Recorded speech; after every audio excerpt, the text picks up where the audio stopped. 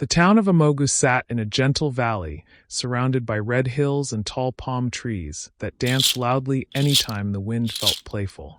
At the very center of this proud old town lived King Okanga, a man whose footsteps made the ground tremble and whose voice could silence an entire market.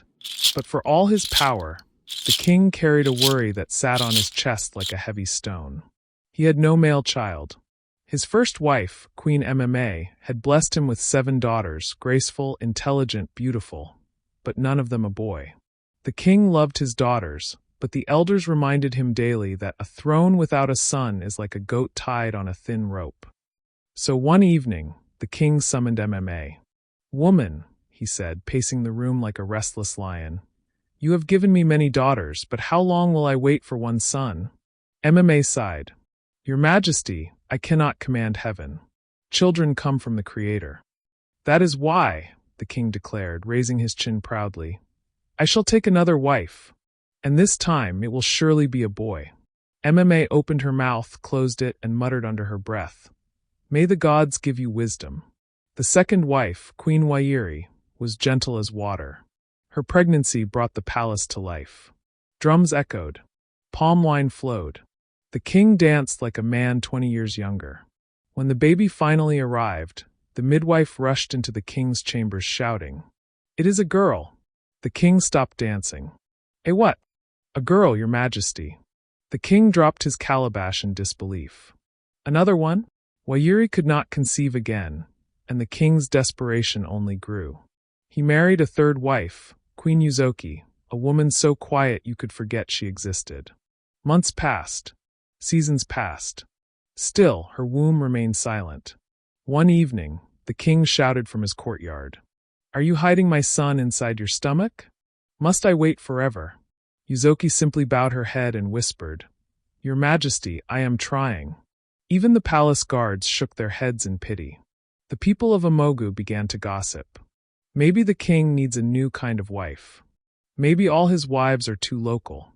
I heard educated women born during the new moon bring good luck. He should marry a woman who went to school. The king heard the whispers. Instead of being offended, he became inspired. "Of course," he exclaimed. "An educated woman. That is what I need. Wisdom is the missing ingredient." There was only one educated young woman in the nearby village, Ikeji's daughter, a teacher in training and the pride of her community. The king gathered gifts. 2 fat goats, 3 baskets of palm wine, rolls of cloth, cowries enough to make a chief faint. He arrived at Ikeji's compound with so much noise that birds flew off trees. Ikeji ran outside and nearly fainted.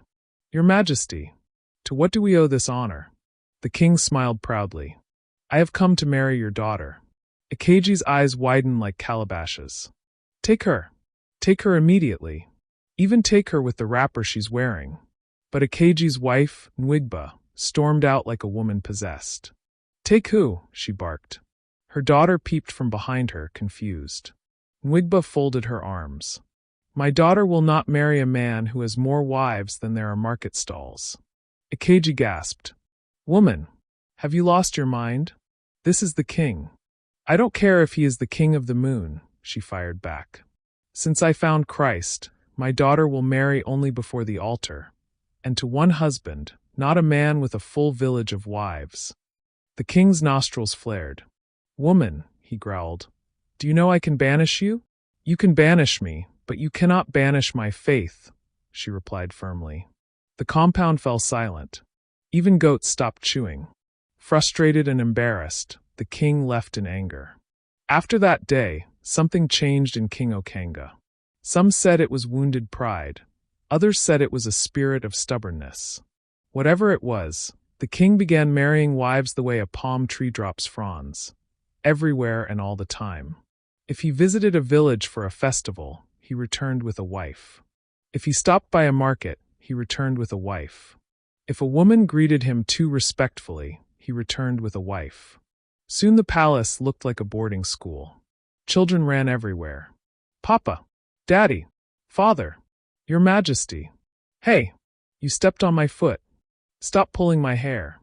One evening, the king spotted a small boy running by. "You, little one. Whose child are you?"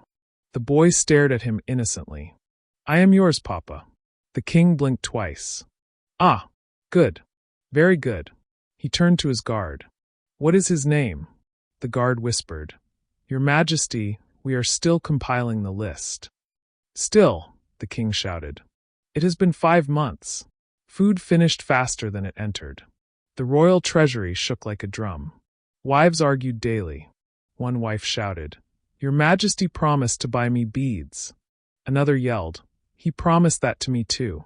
A third added, He said he would take me to market today. The king held his head. Did I promise all of you on the same day? The wives shouted in unison, Yes. The king whispered, The gods must be punishing me. Even the palace council could no longer endure the chaos. One morning, the town crier beat his gong.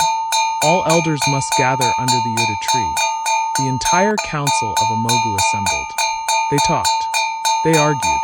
They sighed. Finally, the oldest elder, Abwefai Mba, stood and declared, The kingship will no longer stay in one family. For the good of Amogu, it shall rotate among the villages. A gasp ran through the crowd. The message was delivered to King Okanga. He sat quietly for once in his life. All his years of marrying wives to secure a legacy.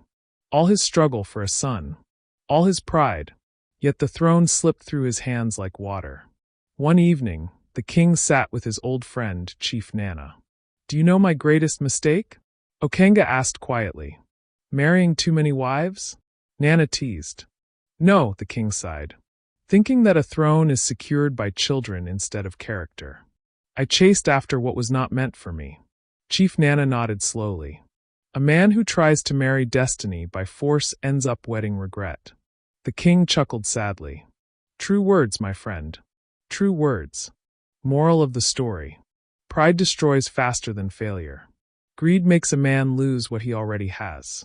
Legacy is not built by the number of wives or children, but by wisdom, humility, and righteousness.